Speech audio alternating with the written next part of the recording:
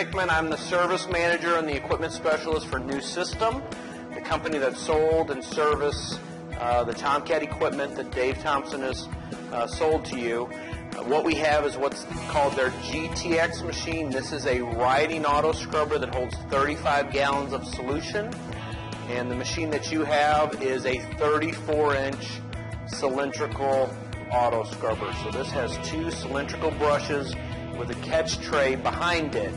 Now that catch tray is designed to sort of pre-sweep or wet sweep while you're cleaning. It does not replace your dust mops and your sweeping. Just like we wouldn't, clean carpet without vacuuming, we wouldn't mop a floor without dust mopping. The same premise here. The more dry dirt that we can remove, the better our cleaning process is going to be.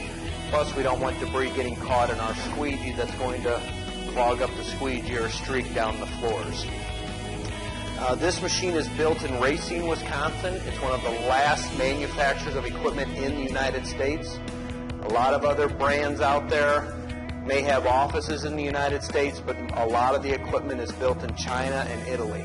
So this one is actually built in Racine, Wisconsin.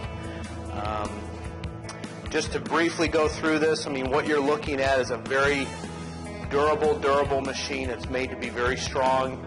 This company got started really selling sweepers to forklift companies, and they needed something that would hold up in a warehouse, that wasn't maintained very well, that was getting bumped and banged around by forklifts, and that's sort of where this brand came from. So you're going to see a lot of steel, a lot of metal here, and the tanks that they use are a rotomolded tank, but they're the thickest in the industry. A lot of other manufacturers, you see the tanks and they almost suck in when you turn the vacuum on because they're so thin.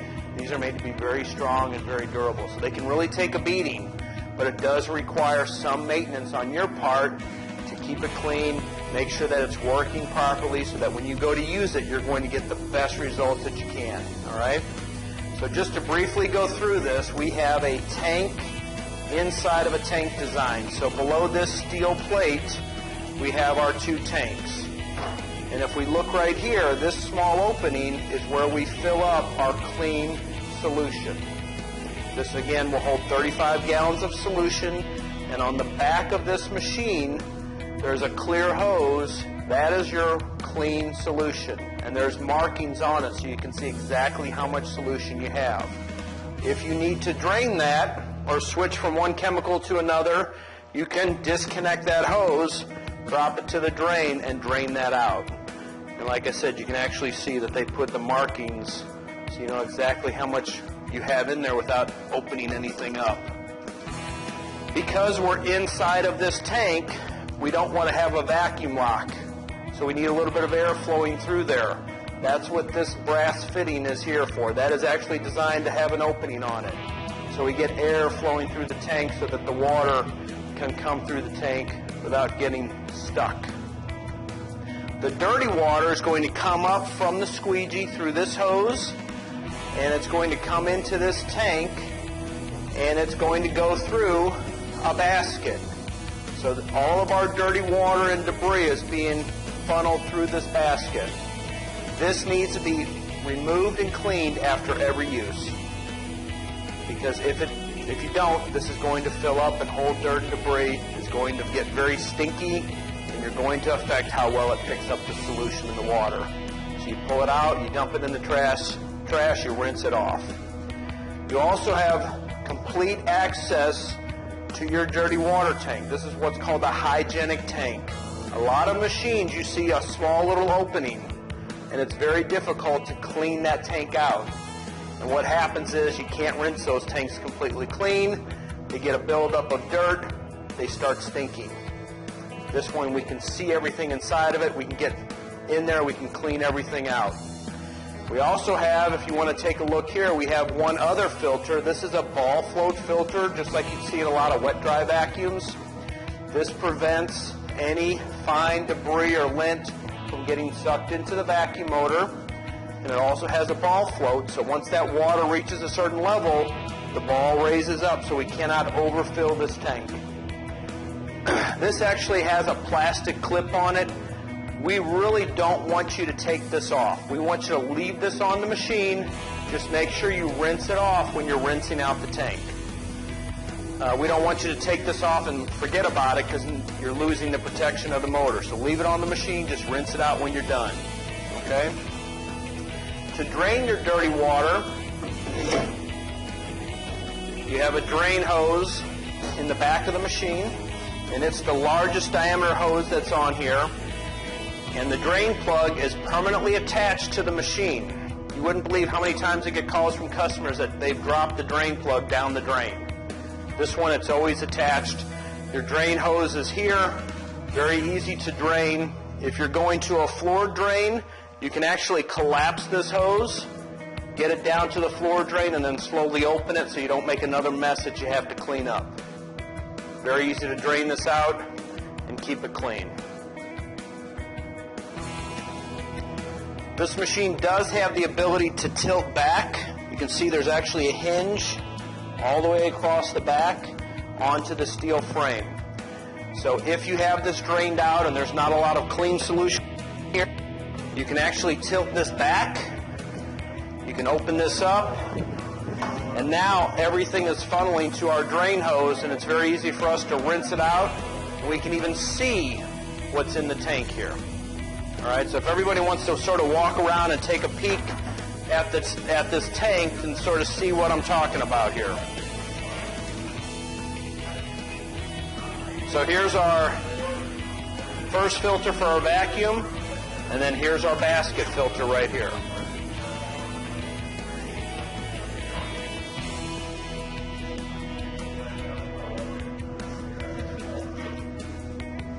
If you feel the tank, the outside of the tank is a little textured, but the inside is very smooth. So when you go to rinse it clean, it's going to flush clean very easily as well.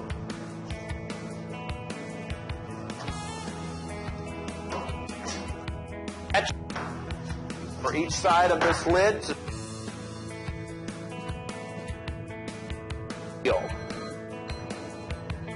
the one thing to notice is we also have a clear lid. This is actually what's called the demisting chamber. So we're trying to capture any fine mist here so we're not sucking it into our vacuum motor. So we want to make sure that we have this sealed. If this is not sealed onto this lid, you will not get suction onto the floor. So we want to make sure that's sealed, but you'll actually see a little bit of condensation in that lid, and it's designed to do that while you're operating it. And it is attached by two chains so that you don't lose it. And you can actually sort of prop that open if you'd like when you're done so that the tank can air out. When we tilt this back, this actually gives us a very good visual of our batteries. And the district has invested in green, maintenance-free AGM batteries. So these batteries are completely sealed. There's no water to add. There's no maintenance that needs to be involved with these batteries at all. Another benefit to this is what we can do is called opportunity charging. So instead of letting this run down completely and recharging it, we can actually run this in shorter cycles. So if you're going to use it during lunchtime and you know you need it for a full night of work, after you run it during the day, you can plug it into the charger for an hour, 2 hours, 3 hours, and then the night shift can unplug it and it should be fully charged, ready for them to use that. So there's really not much maintenance here. We do want to make sure that the top stay clean. We don't want any dirt, debris, water. We don't want anything on the top of the batteries, just to make sure that we're not causing any damage to the venting or any damage to the batteries themselves.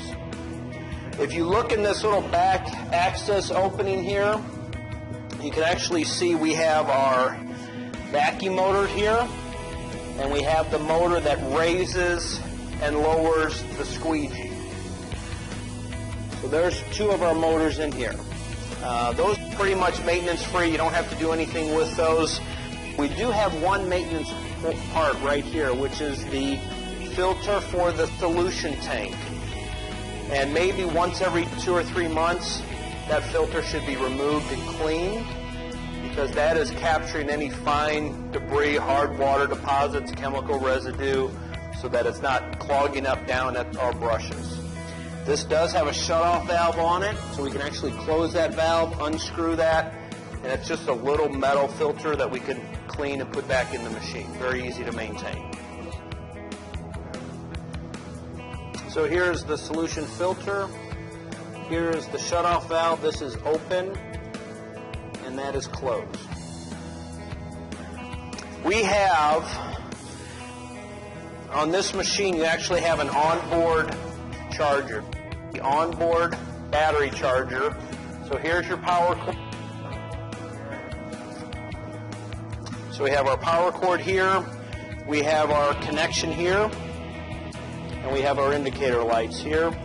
So when we need to charge this, we're just going to plug this cord in, plug it into any standard outlet, and you're going to get a red, yellow, green on your indicator light. So when that is green, you know it's fully charged. Your charger is actually behind this metal plate here, which this is fully enclosed. You're not going to have any issues here, but chargers do get hot. So the back side is open to allow air to keep that cool. The only thing you want to make sure of is you don't want to wet that. You don't want to get that charger wet. So you want to be careful about that.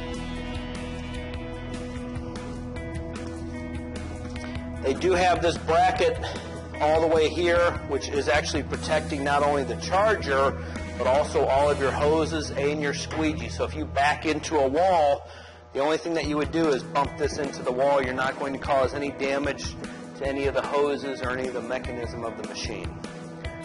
To remove the squeegee, and because of the bracket here, it's a little difficult to see, but what we have is we have a steel arm that our squeegee is attached to. And what I do is I just remove the hose.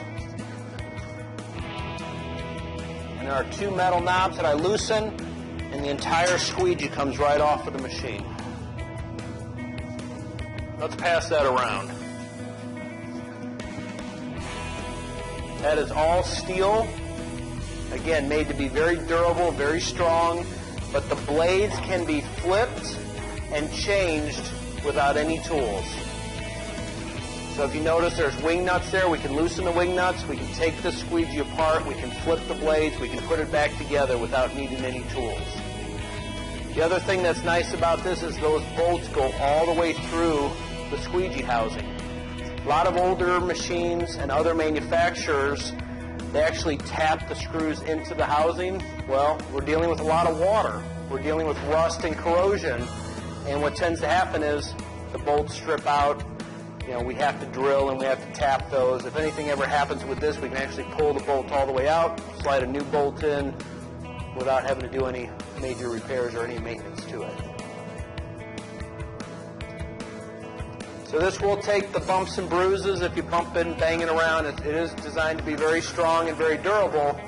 But of course, you also want to be careful that you're not ramming into walls and poles and things like that. So sometimes people will take and wipe these blades off, but this channel in the center gets built up with a lot of dirt and debris.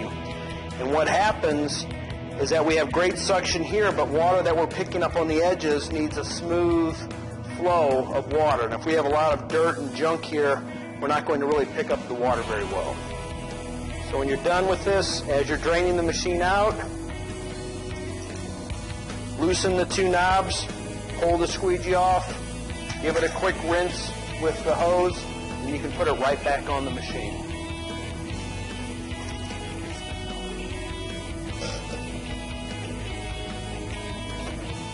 Any questions about the squeegee? Okay. Any questions on the back side here? We do have our squeegees can be removed on both ends, so if you ever need to service it, you don't need any tools for that. The exhaust, the motor is actually right here at this opening, so if you happen to pull up a lot of foam, that foam will exhaust out of the back of the machine. So if you're picking up a high foaming product, make sure you use a defoamer. And the other thing to notice is that they put all of the hoses, they're 1.5 inches here, but they get larger as they go into the machine to give us higher airflow. Also, if debris can get through the hose, it can get through the machine without getting clogged. Okay, let's talk about the brushes a little bit. I don't know if this machine has 2 cylindrical brushes, and you load 1 brush on each side. This actually has 2 separate motors. One motor is driving one brush. This has the added side doors on it, so you're not going to have an issue getting it banged either on the front or on the side. So you're protecting the brush housing. To open that up, you would just press that silver button, and the door will open just like that. All right. You do have rollers on the front corners on the door as well that will absorb impact and also help guide you down the wall. Okay. To get to the brush, very simple process. You have a little keeper pin here. You pull the pin, and this whole side door here pivots open as well. Okay, so here's our dump out tray. Again, this is going to pick up everything that we pick up is being pushed into this tray, and you can see there's holes in the bottom, so dirty water falls out. Have a little handle here, and again, it's all steel. So what there is there's actually, if you plastic here, that's sort of the track that this sits on, and you can see there's a lip here. That lip will actually lock in to where the brush housing is. So to take this off, you actually pivot it out and then slide it out of here.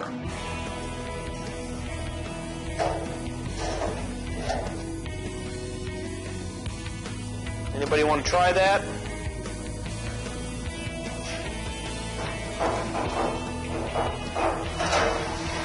Now you have to pivot that to get that lip out, and it will only come out on one side.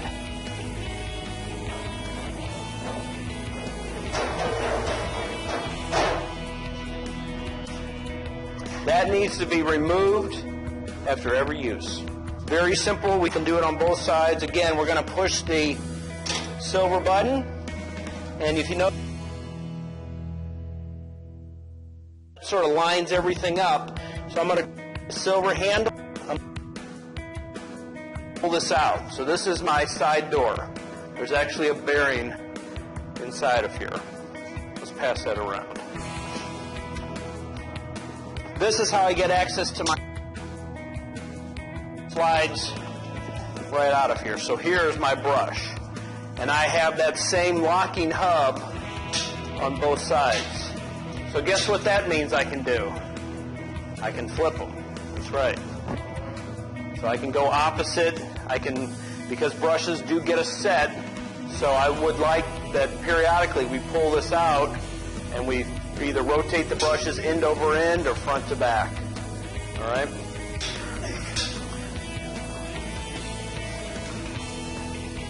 There are different brushes available. This is what's called the soft nylon. So this will clean the floor without damaging the floor finish, or you know, there's even stiffer brushes that you would use on concrete, rough poured floors, grouted floors. This is a nice general purpose brush that will clean all of your hard floor surfaces. If you look here on the side, this is actually where one of the motors is, and then here's the belt that drives that. That's a 45 horsepower belt that we have on that machine.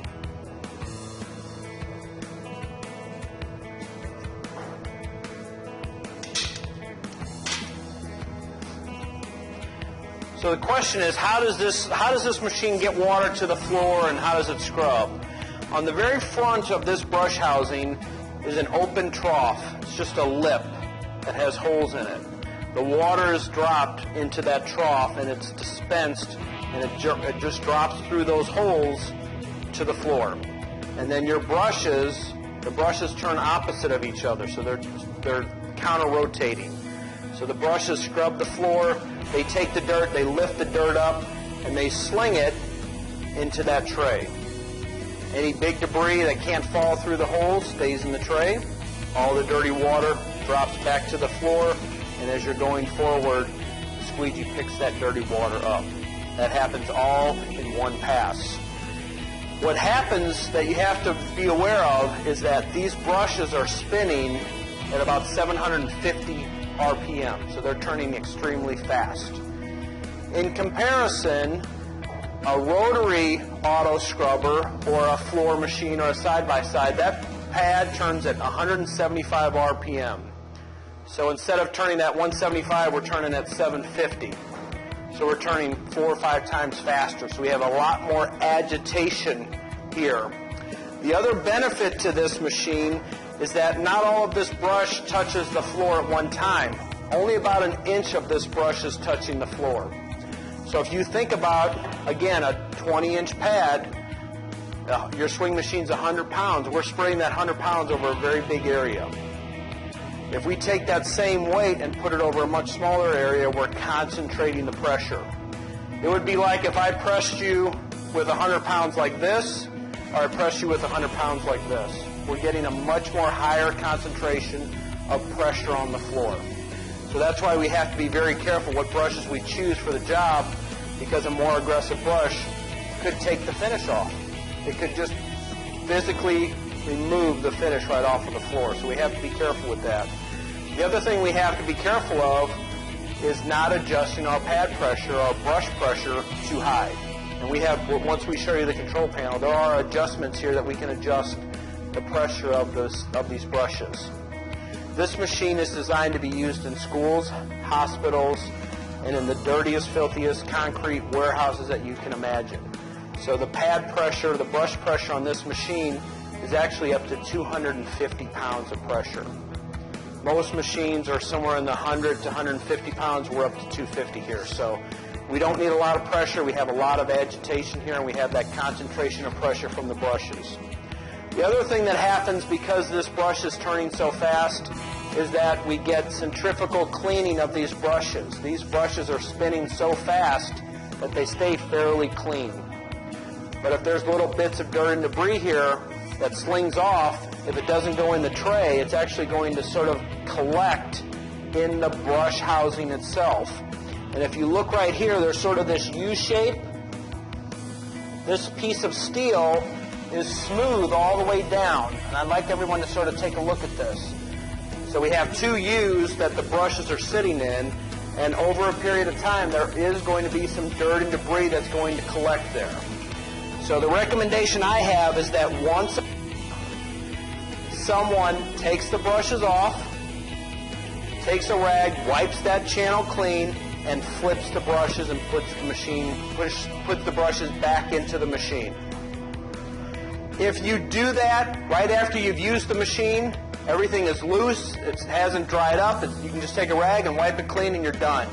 If you park it and let it dry, it's going to become like concrete. It's going to be very difficult to clean. So we need to, I'm not sure what your schedule is here, but if you have one person designated that after they use it, they pop the doors off, they flip the brushes, they wipe the channel, put it back together, you're going to see a lot more life out of the brushes, and it's going to clean better as well. I'd say once a month, as long as you're doing good dust mopping. If you're not dust mopping, then you should do it once a week. And in extreme circumstances, you may even do it every day. But part of it's how well you do your daily maintenance as to how often you have to do this cleaning. Okay? I mean, I have some machines that you'll pull this out and there's a crust of dirt that's surrounding that brush. And sometimes you see it where there's so much dirt that it actually damages the brush and you have to change these brushes more often. This brush should last you easily 6 months. Most of the time, you're going to get a year to 18 months out of a brush. It's going to last you a long, long time. Again, this is a very green option because we're not throwing pads in a landfill and throwing pads away. Okay? When we put this brush in, on the other side where the motor is a hub that looks just like this. You notice this sort of locks together. So what you have to do is when you go put this brush in, you actually have to lift up on the brush a little bit so that it can get to the motor, and you may have to rotate it so that it lines up. You can look in there and see it. A lot of times you feel it, and if you're lucky, you can sort of pop it in there. Transaxle, so if you want to look under the front, you basically have a motor that's mounted directly to the front wheel. The back wheels are just following along. This has a brake built into that, so when you are off of the machine, you can't move it because that brake automatically engages. Okay? Once you step on the pedal, the first thing that happens before the wheel starts turning is the brake disengages and then the drive starts working. There is the ability, and I don't know if you'll ever need it, but there is the ability here, if you ever get stuck, that you can disengage the brake and you can push it. And it's actually a lever. If you see this lever sticking out right here on this side, that's your brake. If you want to disengage that, all you have to do is raise that lever up, and now you can push the machine. Okay? The only time you would ever need to do that is, again, you're running it, it dies, you have to push it, you can disengage the brake. There is a safety built into this machine. Once the power in the batteries gets so low, it actually turns off your scrubbing functions, and it forces you to go charge the machine. But you will have enough power to drive it back to where you want to charge it. Now, keep in mind that your brushes and your vacuum motor take more energy to operate than anything else. That's why you can drive it even if it's low on power, because you're not taking that much energy if that's the only thing that you're running. There are thresholds built into the circuit board on this machine. Those actually can be adjusted. We have the ability that we can plug into that board and adjust those parameters, but most of the time the way they're set from the factory works in just about every situation. Our recommendation is get a full charge. The benefit for you, though, is because you have AGM batteries, if you're in the middle of a big job and you just have 20 feet left to do, you could charge it for an hour or two, finish that section up, and then finish the charging process. Typically, with a wet battery, you want to discharge it completely and recharge it completely. AGM batteries, you can run them down a little bit, charge them up a little bit. You can do that opportunity charging. It doesn't hurt anything. This does have a key switch on it, so this will protect the machine so that, you know, kids or anything, if you don't have the key, you don't have access to it. There are that are on this machine. I'll show you those in just a second. There's also two manual hour meters here on the side that you don't need a key to read those hour meters. So the first one is the hour meter for the key, how long the machine has been turned on. So this is at 2.5 hours. The second meter is for the charger. This actually counts how many times you put that machine on the charge. All right, and with yours having the onboard charger, this one won't even clock that because of the AGM batteries. The reason they put that on is a lot of the Sam's and Walmarts have this same machine in a red color, and they were having an issue with the batteries not lasting for 4 or 5 months. And it's because they would take it off a charge, run an aisle, plug it back into the charge. And they were cycling those batteries so often, they shorted the batteries out. So that's why they put that hour meter on there. So that's what that one's for. You do have, they had wet batteries. They had a lower cost option, and they just charged it so often that they cooked it. Because again, wet batteries, you want to discharge all the way and recharge. They were doing like 20-minute increments. And, you know, a wet battery should last 200 to 400 cycles. They were charging it like 400 times in a month. They were just cooking them. They were on, off, on, off, on, off. This does have tilt steering on it, so you can adjust the height of the steering wheel. This also has a seat that adjusts as well. And you have armrests. The only thing we don't have is a cup holder, sorry. This does have a horn. Keep in mind, this was originally designed for warehouses, very noisy environments. So it's a very loud horn. We have some machines that we've sold in the past that you hit the horn, you can't even hear it when you're in a hallway of students. So this one is very nice to have. You do have on the side here a switch. You do actually have a light here. I don't know if you're ever going to be scrubbing in the dark, but it's nice to have it.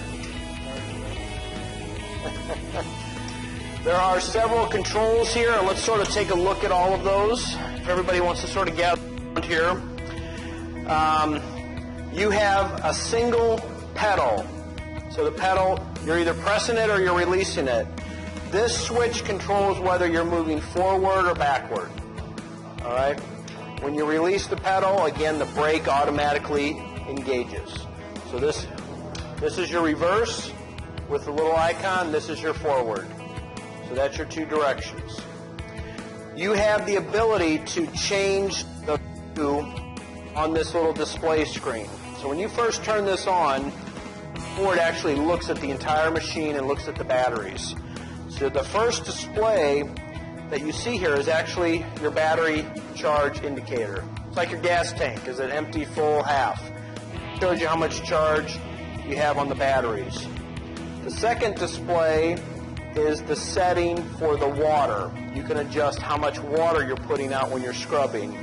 So that same picture of the water is the same picture as this water here, and you have a and a minus. So you can increase the water flow, you can decrease it, or if you make the display blank, the water is off. So if you're double scrubbing and you already have solution on the floor, you can just scrub the solution that's already there. When you click that up, you'll actually see an extra icon pop up here. So that tells us that the water is going to come out when this machine is on.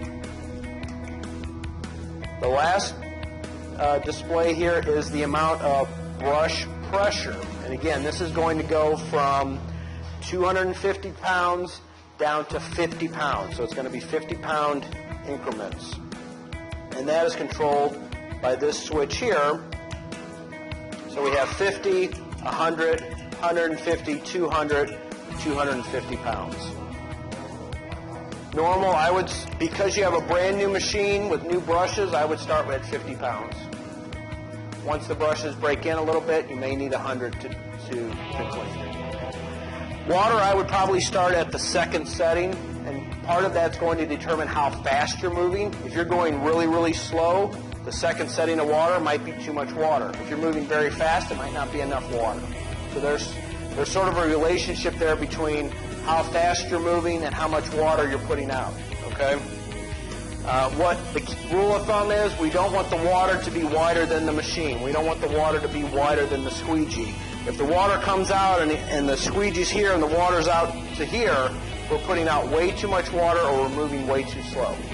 We should be able to put down water, scrub, and pick up and not leave any water behind us. This button up here clicks to a second screen, and this is all the other hour meters. Troy, I don't know if you've seen this. Every single motor on this machine has an hour meter, and it's really for a service point for us, but we can see how long it's been turned on, how long the drive motor's been in operation, how long the brush motors have been in operation, and how long the vacuum motor has been in operation. So it's really nice for us to, a lot of machines only have 1 hour meter. Well, the vacuum motor might have run 100 hours, the brush motor might have only run 5, but we can't tell that with those machines. With this one, we can. So if we run into an issue or a problem, we can see right away what's going on and how long that machine's been running. To get out of that screen and get back to your main screen, you just hit that button a second time. So you have 2 screens here. You also have an indicator light that's right here. This light actually measures the airflow at the vacuum motor. And once that tank gets full of dirty water, the airflow going through the vacuum motor is going to change. And if the tank is full, the light will come on. What it's actually measuring is if that ball raises up and closes off my suction, the light will come on.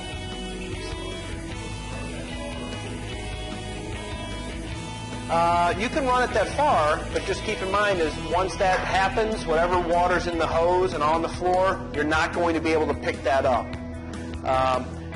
Your dirty water tank is a little bit larger than the clean water, so you should be able to pick up everything you put down, unless you're dealing with a lot of foam.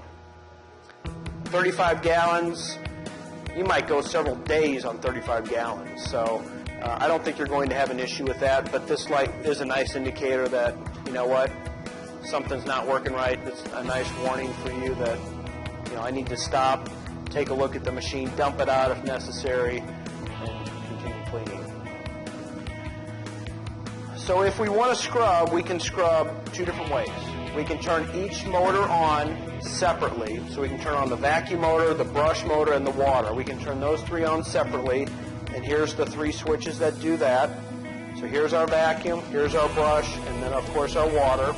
Or if we have it set and we just want to go, we can hit the green button And we can turn everything on at one time, and we can turn everything off at one time by pressing one button.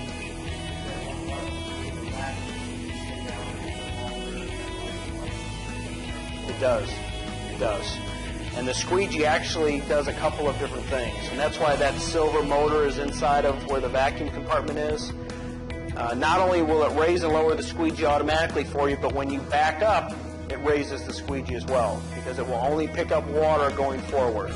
So if you're scrubbing a floor and you have to back up, and you hit the reverse, and you start backing up, the vacuum motor will stay on, the Squeegee will raise, you'll back up, you'll flip it to forward, the Squeegee drops, and you can continue vacuuming, okay?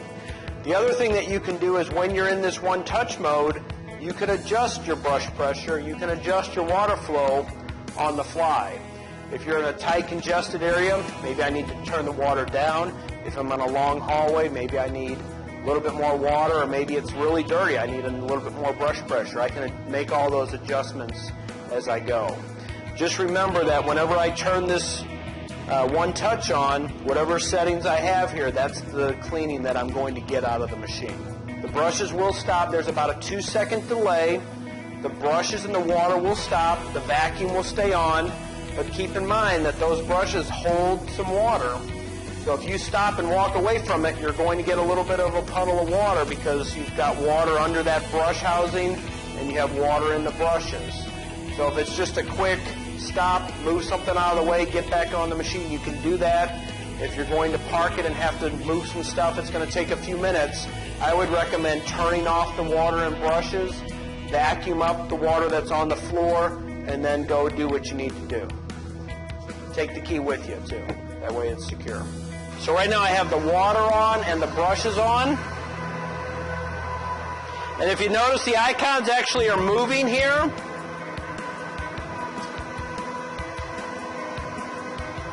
So again, I'm putting down water, the brushes are scrubbing it.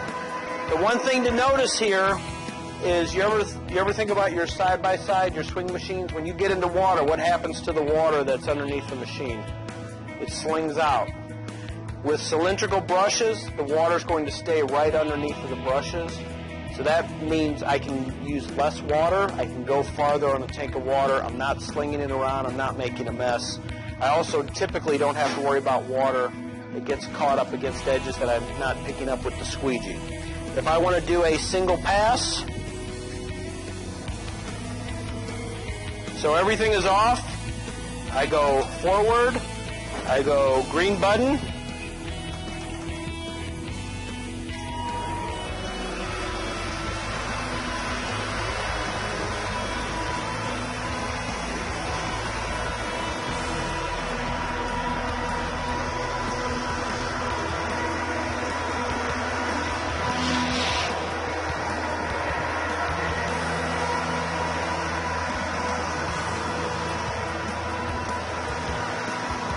I can get close to my walls and edges.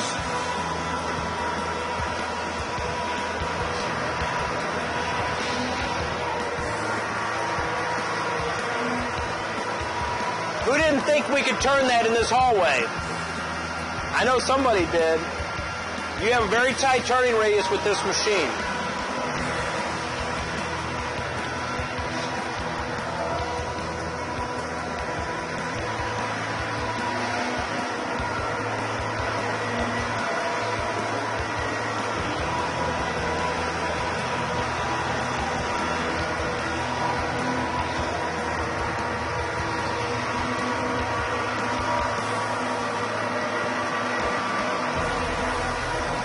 If I stop,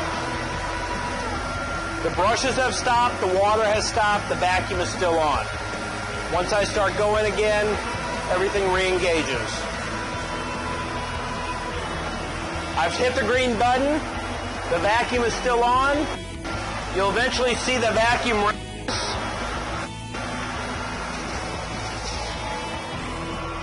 The vacuum continues to stay on.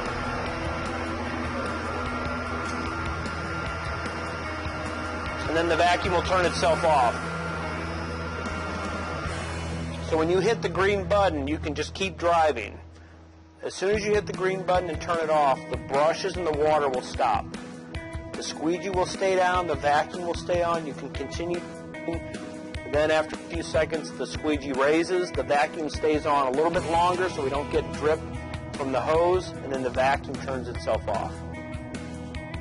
The one thing to keep in mind with cylindrical is you're going to actually be better on your floors, because if you ever notice, even with a white or a red pad, eventually you start grinding your finish. You start taking some of the finish off of the floor, even with a light pad, because you're abrading the finish.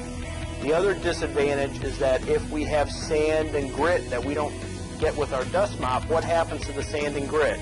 It gets ground into your floor. So what happens with cylindrical is we're not going to take any of the finish off of the floor. The only disadvantage in my mind to cylindrical is if you have certain types of floors that get scuff marks. Even pads don't get some scuff marks up, but you're not going to get a lot of scuff marks up with a brush. So you still may need the tennis ball and the stick. I don't know if you guys are using that here, but or the little pad, but even with pads and on an Autoscrubber, you still have scuff marks that even those pads won't get up. But you'll see your finish will last longer because you're not abrading it off with a brush. Okay. Yes. Circuit breakers here. Everything else is controlled by the circuit board, by the module. So if you get something caught in the brushes or you overload the drive motor, this will stop everything. So if you're going up an incline and it's too steep, then you'll get an error code that will show up in the display. And you can turn it off, and once you turn it back on, you'll clear that error code. So if you just get something, I was thinking about that mat down there. If you run over that mat and get it caught in the brushes, the brush motors will turn themselves off. So you turn it off, you pull the mat out, you turn it back on, you can keep going, okay? If there's an inherent issue, if there's a faulty motor or something else, then that code will pop up again, and we can look at that code and tell you what the problem is. We can diagnose this machine, and every single motor is tied to a separate error code. So it's very easy to diagnose and to service this as well. So again, everything is tied to this. So if you ever see a display that's sort of weird, turn it off, turn it back on, see if that clears it. If it still keeps popping up, you can call us or call Troy, and we can pull the manual and see what that error code means. This will work up to about a 10-degree grade. You shouldn't have a problem. Yeah, you shouldn't have a problem. But sometimes if you're we were in a church that it was very weird. It was a church that had kept adding on to, and some of the ramps were super, they were like a 15-degree incline. They were way, way too steep. And machines are rated for, a certain type of incline. So, the soft brush that you have on it should be fine. This is the softest brush that is available for this machine. So it will clean, just like you saw here. We're not damaging the floor, we're not dulling the finish, we're not causing any problems. The only thing I would recommend with a wood gym floor is you don't want water to sit on the floor. You want to put it down, scrub, and pick it up immediately and make sure you don't leave any water behind. But yeah, this can be absolutely used on all of those surfaces without a problem. Last thing I'll show you is just the charger here, because we didn't plug it in while we were there before. All the batteries, starts charging, and then it looks to see where the batteries are. Are you ready? Okay, so to charge the batteries, you plug your cord in, plug it into the outlet. Right now it's looking at the battery pack, and now the charger's on. And this is a smart charger, so it automatically charges, automatically adjusts the voltage going into the batteries, and automatically turns itself off. So once that indicator light goes up to the top green, it's fully charged.